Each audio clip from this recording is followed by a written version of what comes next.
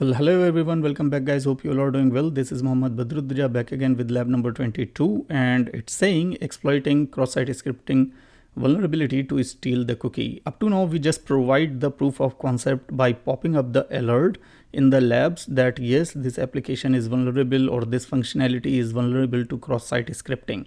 But the real purpose, one of the real purpose of cross-site scripting and how severe it could be, we will see in this lab. So it's saying this lab contains a stored cross-site scripting vulnerability in the block comments function.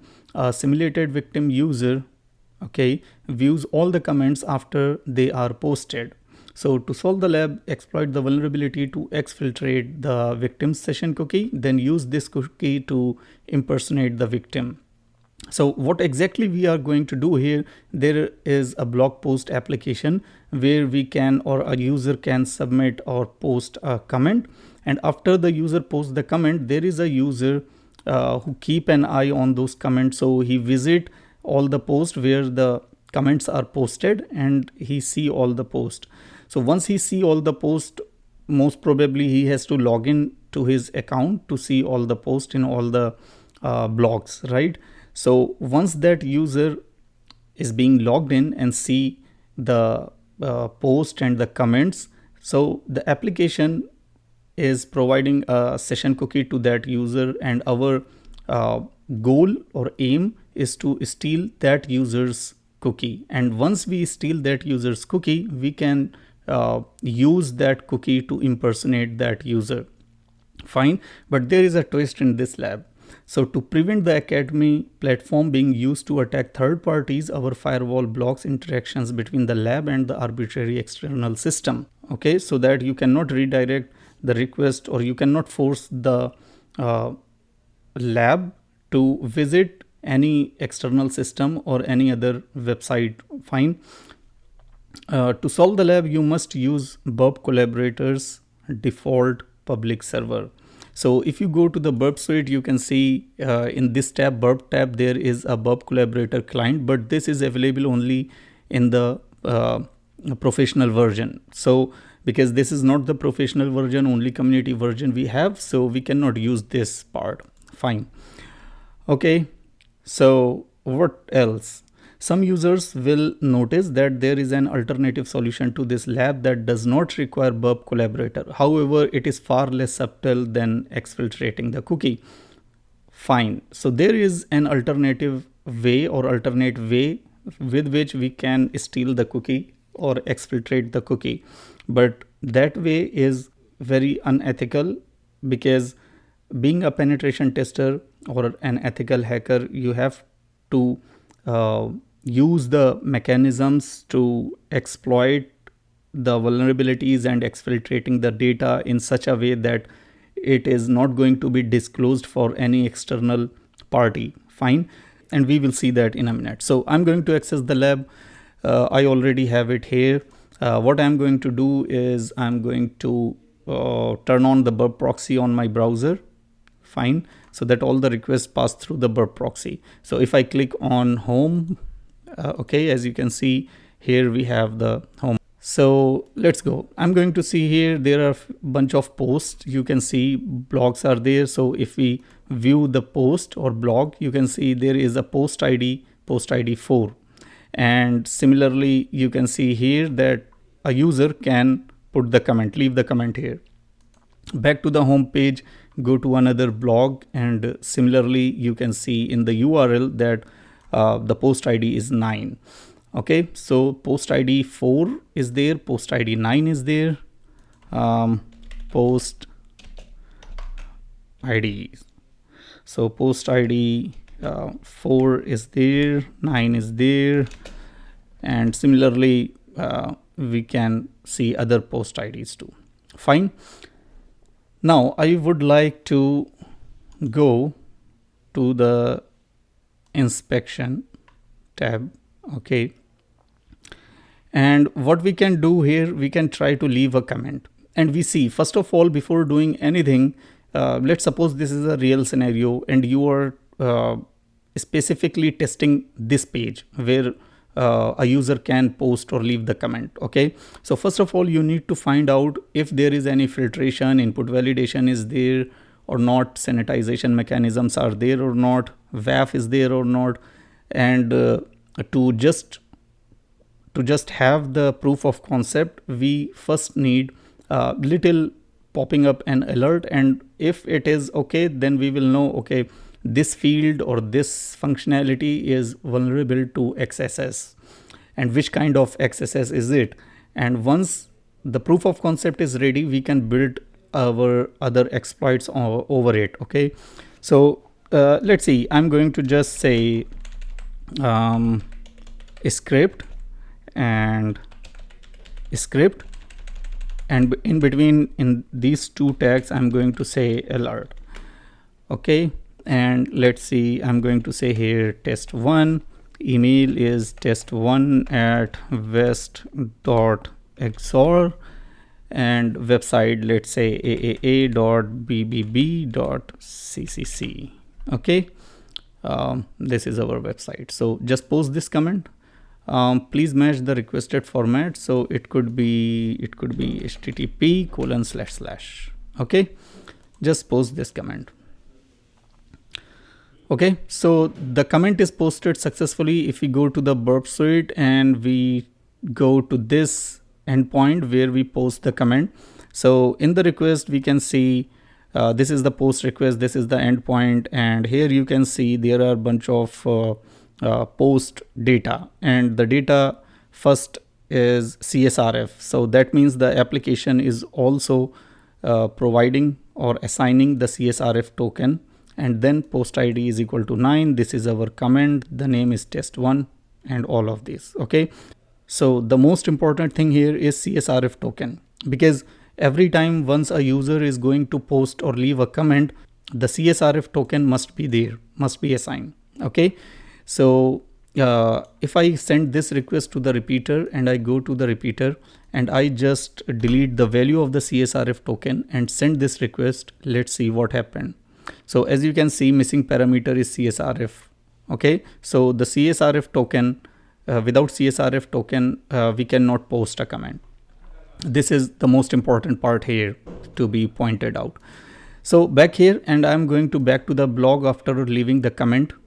And as you can see, the alert is popped up. That means our payload or script is executed, and this functionality specifically is vulnerable to stored cross-site scripting, because whenever this page loaded, it is going to load our comment from the database, and the script is going to be executed or alert will be popped up. So if I refresh one more time, you will see the alert will be popped up. Okay, so now we know that the application is vulnerable to cross-site scripting. Now our purpose is to steal the cookie. Okay, so we build our payload, okay, and we achieve our goal over this. So now we have proof of concept in our hand. Now if I go to the store, and you can see this is our session cookie. Fine. So what we need here, because we are not using burp collaborator, so we want to put something here or define some script here, execute some script here every time the page loads, so that the user who is checking all the comments, once he load this page, his cookie we can see in the post. His cookie is automatically posted here in the comments. Okay, so he will not know that once he load the page, his session is going to post another comment, and that comment also contain the cookie of that user. And once that cookie is posted in these comments, so that as you can see, I can see the comment from the Andy trick, we can see the comment of carry on, we can see our comment. That means any comment is loaded here or posted in this specific blog post, any user who visit this page can see, so that we can see that cookie also. Fine. So what we need to do here is I'm going to inspect something, and I'm going to see from where this CSRF token is coming. So if I just click here, come here, Okay, so you can see there are bunch of hidden input tags there, hidden input fields there. So the type is hidden. That means the user cannot see this field, and the name of it is CSRF, and the value of the CSRF is this. Fine. So if I come back here, you can see come on, in the proxy, this is the CSRF token. Copy, and I'm going to paste it here again. Okay, as you can see here, CSRF and its value. So every time I want to fetch the CSRF token, so for this, if I go to the console, okay, you can see here a few things. Fine. So what I'm going to do, delete everything, and let's see. So if I want the CSRF token, I can say document dot get element by tag name. Okay, and the tag name is going to be input tag. Okay, fine.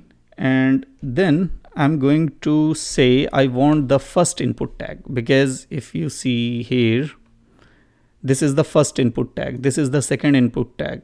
Okay, so the first input tag can be called by 0. Okay, so I'm going to call here the first input tag. So as I call here first input tag, you can see the whole first input tag is shown here, and this is our CSRF token. And next thing I want to do here is get attribute, because I just want the value of the CSRF token, nothing else, right?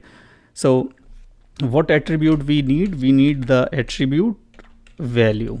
Okay, because you can see, or I can do one more thing, view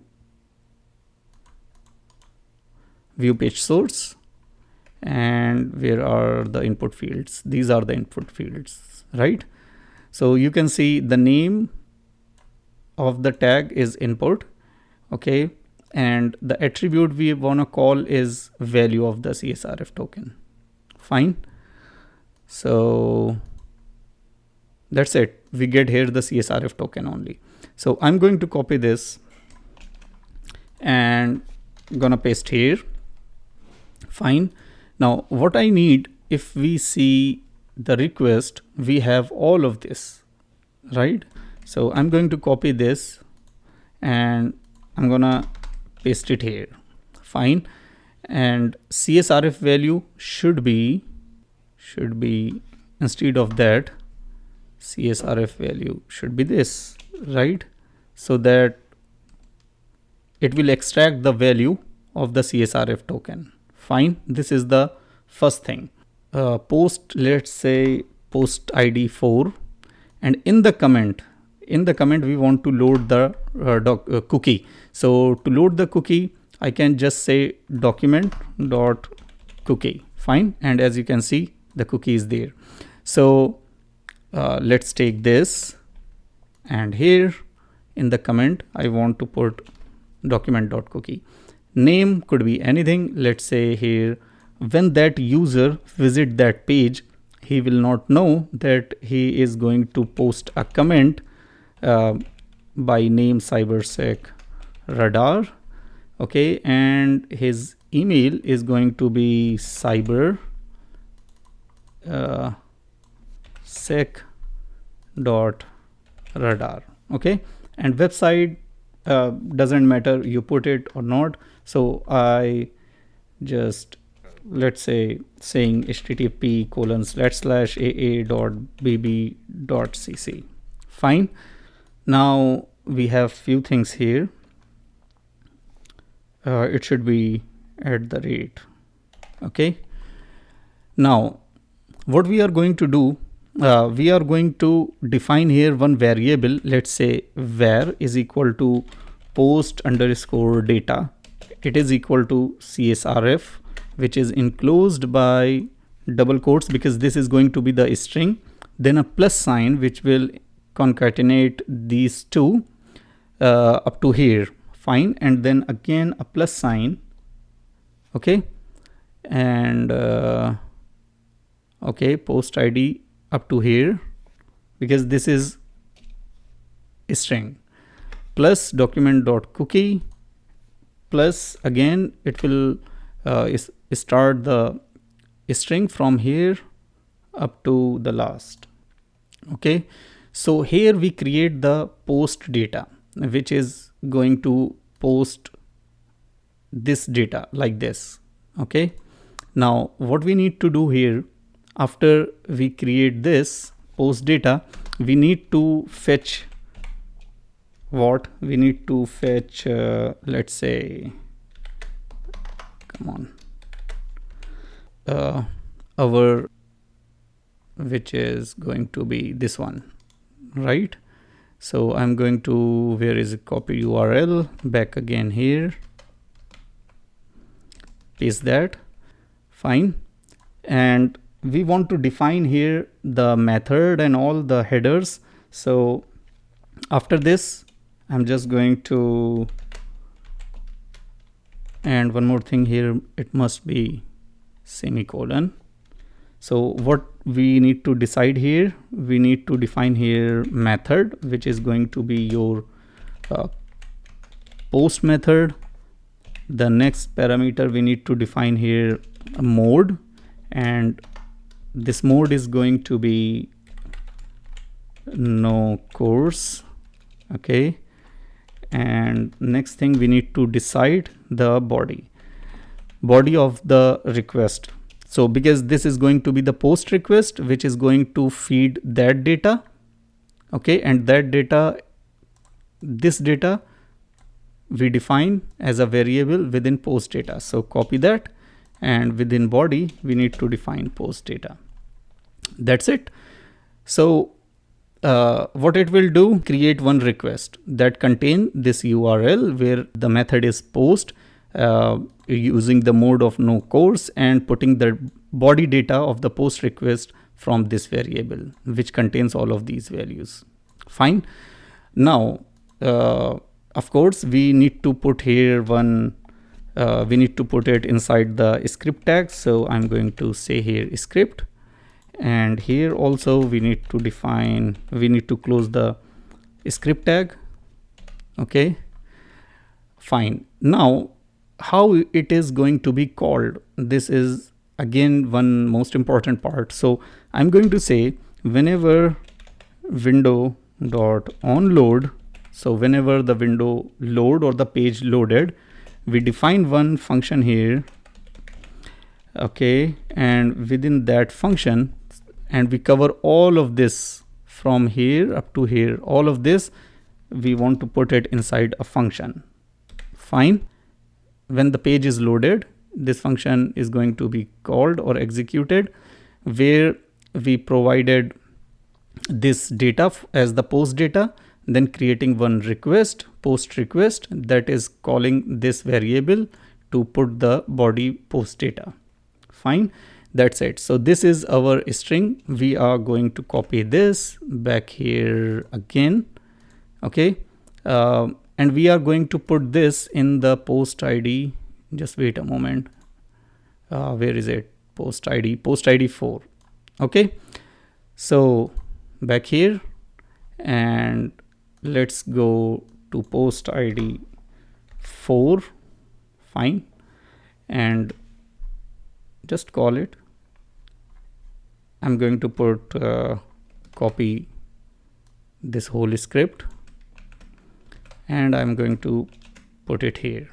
Let's say the name is something test2, email is test2 at west2.xor, or whatever you want, website, no matter. I'm going to post this comment. Fine. So once we post this comment, if we go back to the blog and scroll down, it should appear here as the comment. So there is something wrong, which we need to find out. What's wrong there? Okay, I get the problem, because here this is again going to be string, so we did not specify here double quote. So now this one is a string, fine, and the comment value is document.cookie, fine. Now everything is good. So just copy that. It happens sometimes, actually a lot of time, especially with me.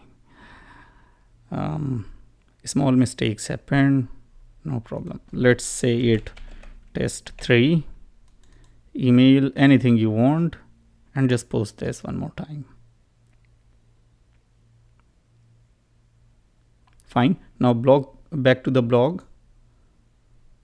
and hopefully this time we get it. Yeah, you can see.